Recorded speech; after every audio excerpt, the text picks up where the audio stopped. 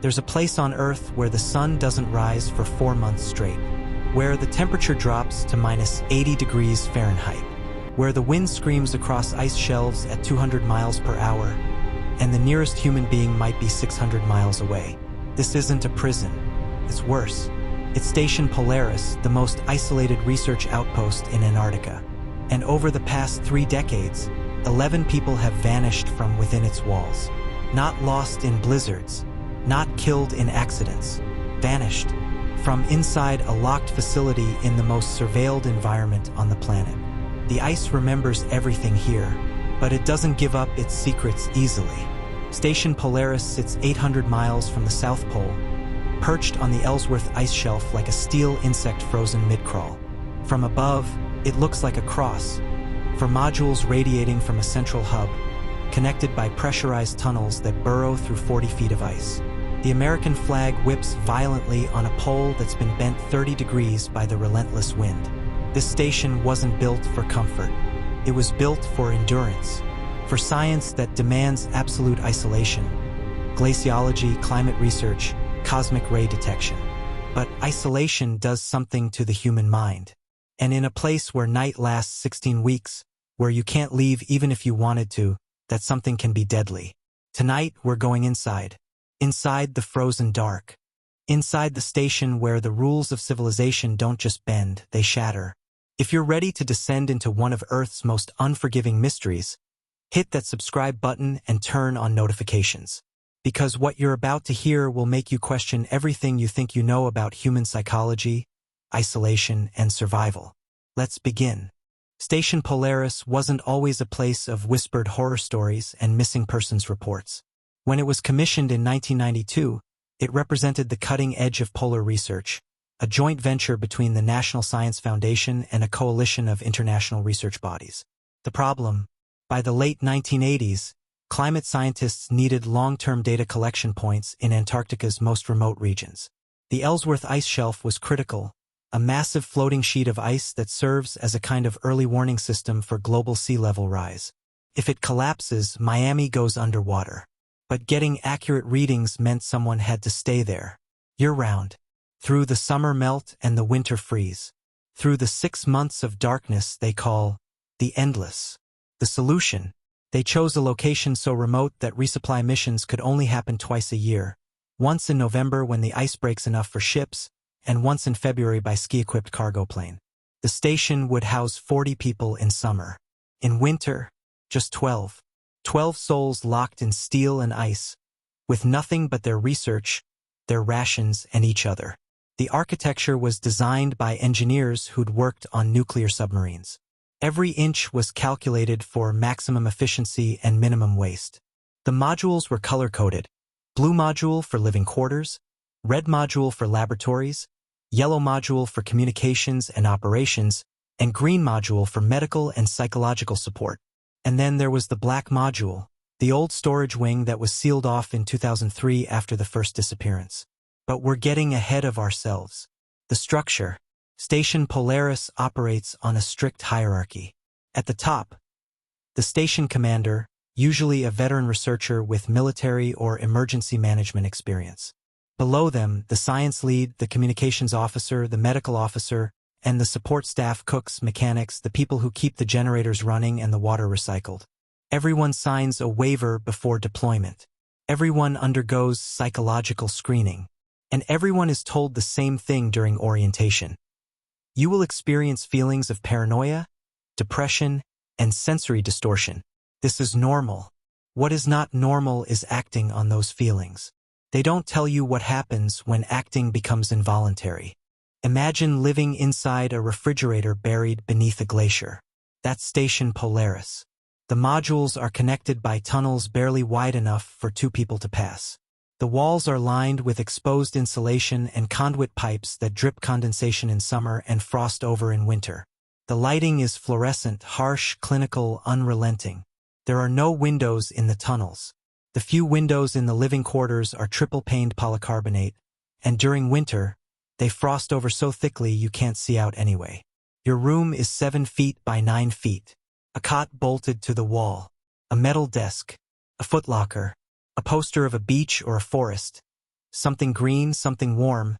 That starts to feel like a taunt by week 3. The ventilation system hums constantly, a low-frequency drone that you stop hearing after a month, but that researchers say actually alters brainwave patterns. Some people sleep with earplugs. Others say the silence is worse. Daily life. You wake to an alarm at 6:30. Breakfast is communal: powdered eggs, freeze-dried sausage, coffee so strong it could strip paint. You eat in the galley, a windowless room with metal tables bolted to the floor. Conversations are muted. Eye contact is brief. Work shifts are 8 hours. Data collection, equipment maintenance, sample analysis. The labs are sterile and cold, literally. You wear thermal layers even indoors because heating a building in -70-degree weather is a losing battle. Lunch is at 12 o'clock. Dinner at 1800 hours. Recreation time is 19 to 2100 hours. A few battered books. A TV with a scratched DVD collection. No internet, no streaming. A gym with Soviet-era weights and a treadmill that sounds like a dying helicopter. Lights out at 2200 hours. During winter, the sun doesn't exist. You mark time by the clock, not by day or night. Circadian rhythms collapse. People report time fugues, losing track of whether it's Tuesday or Saturday, morning or evening. One researcher in 2011 insisted it was July when it was actually October. He'd lost 3 months. The paradox. The isolation that makes the science possible also makes the station a pressure cooker for human psychology. The NSF thought smaller winter crews would reduce conflict. What they didn't anticipate was the intimacy. 12 people is too few to form healthy social subgroups, but too many to avoid someone you've grown to hate. You eat with them, work with them, breathe recycled air with them, and when one of them starts to crack, there's nowhere to hide.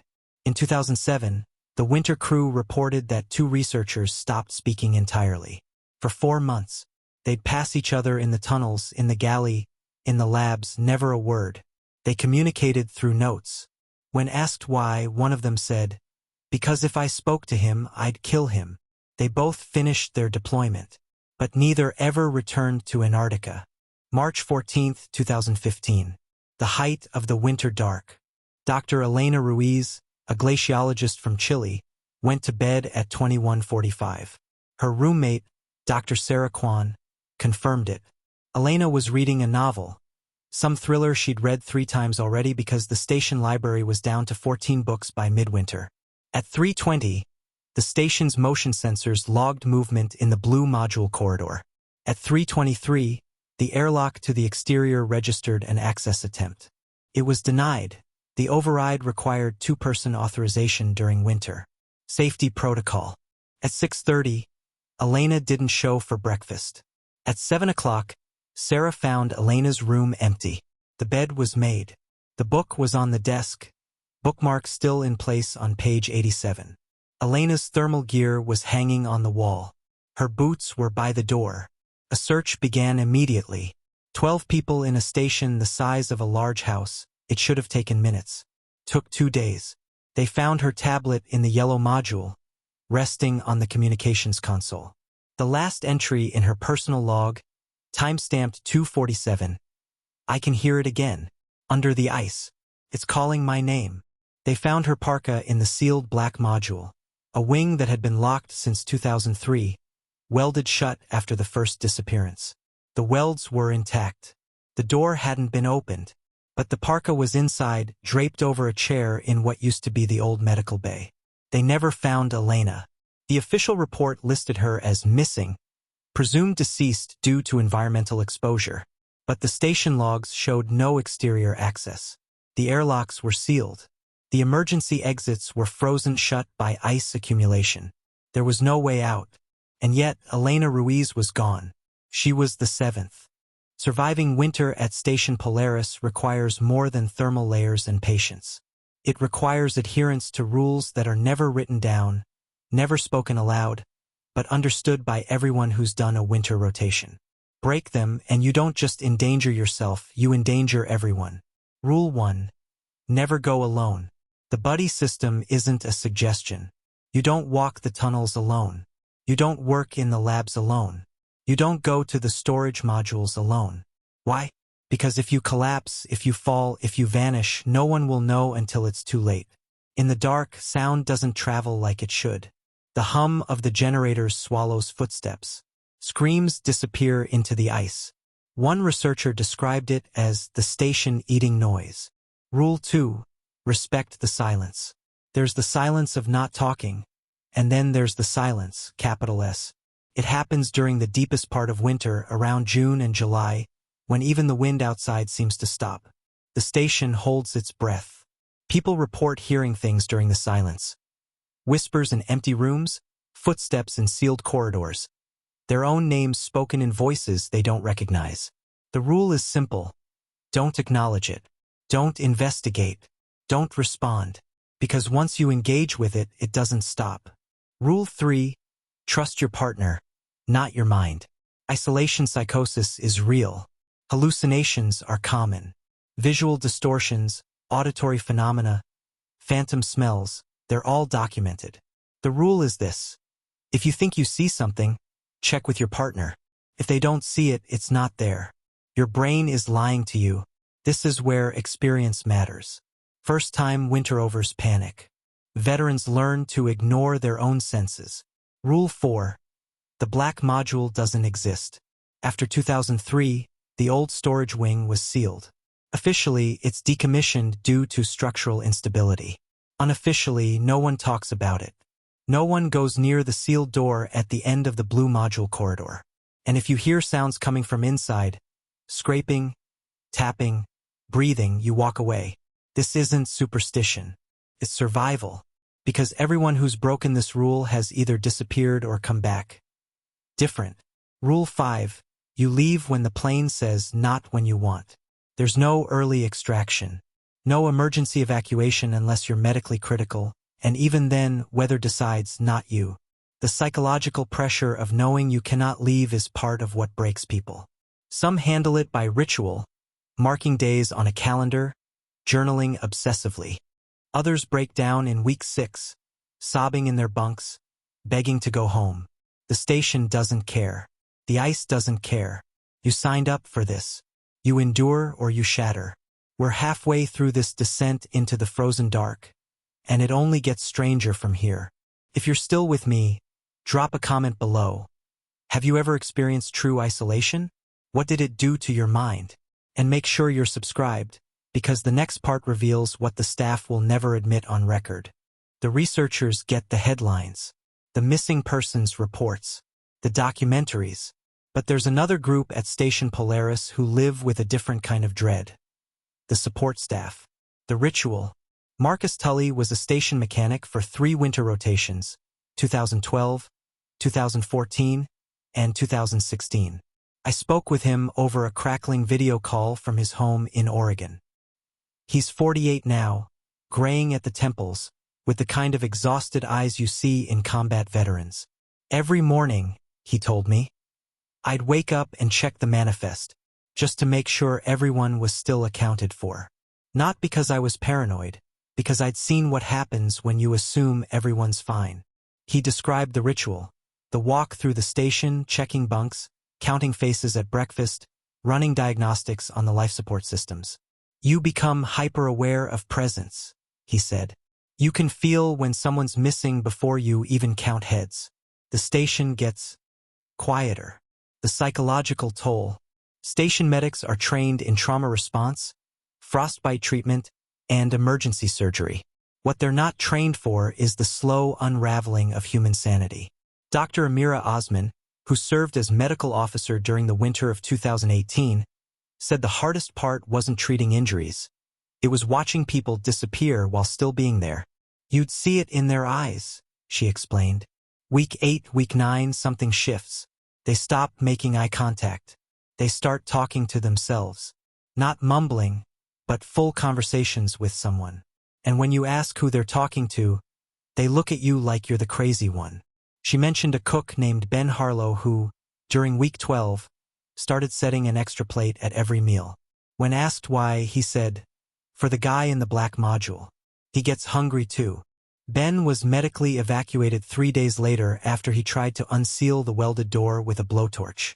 The risk. Unlike the researchers who rotate in and out, some support staff return season after season. The pay is extraordinary, triple what they'd make stateside.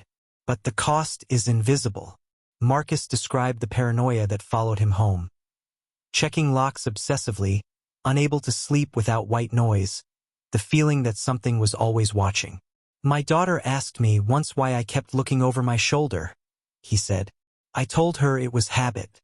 But the truth is, I still feel like I'm being followed. Even now. Even here, 5,000 miles from that place. 3 of the 11 disappearances were support staff. People whose names don't make headlines. People whose families were told they wandered into a blizzard or suffered a mental health crisis. People who knew better than to break the rules. Profile 1. Dr. Nathaniel Cross, disappeared 2003. The first, a British physicist studying cosmic radiation. Brilliant, obsessive, prone to working 18-hour shifts. On May 9, 2003, he told his team he detected an anomaly beneath the ice shelf, something that shouldn't be there. He requested permission to drill a test bore. Permission was denied due to structural concerns. On May 11th, he was found in the black module, catatonic, staring at the wall. He was evacuated immediately. 6 months later, he disappeared from a psychiatric facility in Edinburgh. His last words to the station commander were, "It's not the ice that's alive, it's what's underneath." Profile 2. Lieutenant Sarah Chun, disappeared 2010. A U.S. Navy liaison officer assigned to oversee logistics. Decorated, disciplined, the last person you'd expect to crack. During week 14, she began drawing maps. Obsessively on every surface. Walls, napkins, her own arms. Maps of tunnels that don't exist at Station Polaris. When confronted, she said, "I'm trying to find the way out. The real way out." She vanished on August 3rd. Her quarters were found locked from the inside. The maps covered every inch of the walls. In the center of the floor, written in what was later confirmed to be her own blood, they lied about the levels. Profile 3. Dr. Elena Ruiz, disappeared 2015. We've already covered her disappearance. But what the official report didn't include was her research. Elena was studying glacial acoustics, the sounds ice makes as it shifts and cracks.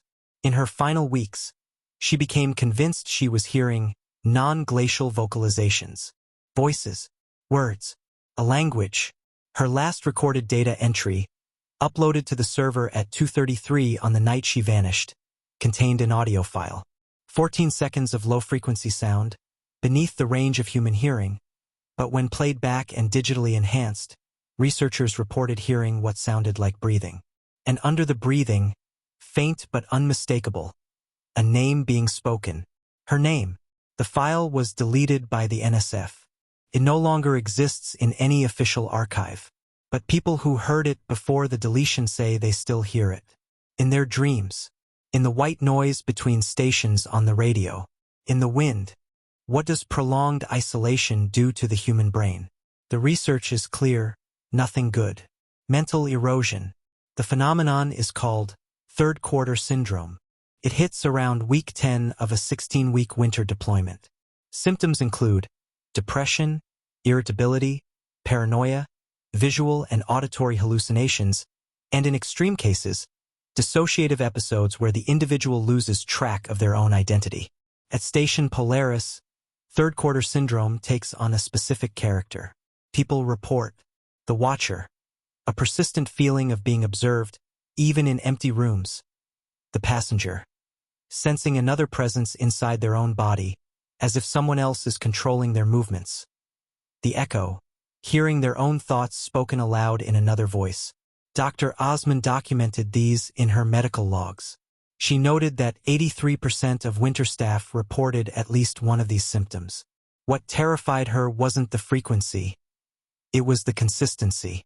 Different people, different years, describing the exact same phenomena in near-identical terms. It's like the station has a script, she said, and everyone who stays long enough starts reading from it. The war on the spirit. Philosopher and psychologist Dr. Francine Dulac has studied extreme isolation environments, submarines, space stations, Arctic outposts. She argues that places like Station Polaris don't just challenge the mind. They reshape it. Human consciousness evolved in environments with variability, she explained. Day and night, seasons, social diversity. When you remove all of that, when you create a sensory void, the brain tries to fill it. It generates stimuli, hallucinations, false memories, entire narratives. The question isn't whether people go insane in these places. The question is whether what emerges from that insanity is still entirely human. She paused, then added, or whether it's something the isolation creates. Something new. Former station personnel describe a lingering effect they call the hollowing, a sense that part of them is still there, trapped in the ice, walking those tunnels, staring out frosted windows into the infinite dark. Marcus Tully put it simply, I left my body in Oregon, but my mind's still at Polaris, and I don't think it's ever coming back. Station Polaris still operates. Right now, as you're reading this, 12 people are living through the winter dark, eating freeze-dried meals, running experiments, counting the days until the November flight, and maybe, just maybe, one of them is hearing footsteps in the black module, or seeing their name written in frost on a window, or feeling the ice shift beneath their feet in a rhythm that sounds almost like breathing. The official line is that the disappearances are tragic but explainable mental health crises, equipment failures, the unforgiving nature of Antarctica. The NSF has implemented new safety protocols. Biometric tracking, mandatory psych evals every 2 weeks, panic buttons in every room. But the people who've been there know the truth. The ice doesn't care about protocols. The dark doesn't care about tracking devices. And whatever is beneath Station Polaris, whatever Dr. Cross heard, whatever Elena Ruiz recorded, whatever waits in the sealed corridors of the black module, it's patient. It's been there for millennia, locked beneath miles of ice. Can wait for us to come to it. The moral reflection. Station Polaris is a mirror. It reflects what happens when humanity pushes into spaces we were never meant to inhabit. When we isolate ourselves so completely that the line between observation and transformation blurs. When we ask, what is the cost of knowledge? And the ice answers, everything. If the story left you staring into the void, you're not alone. Subscribe to the channel for more deep dives into the places where reality bends and humanity breaks. Drop a comment. Would you survive a winter at Station Polaris? Or would you be number 12? Hit that like button if you made it this far, and remember, some mysteries aren't meant to be solved. Some doors are welded shut for a reason. Stay curious. Stay skeptical. And whatever you do, don't listen too closely to the silence.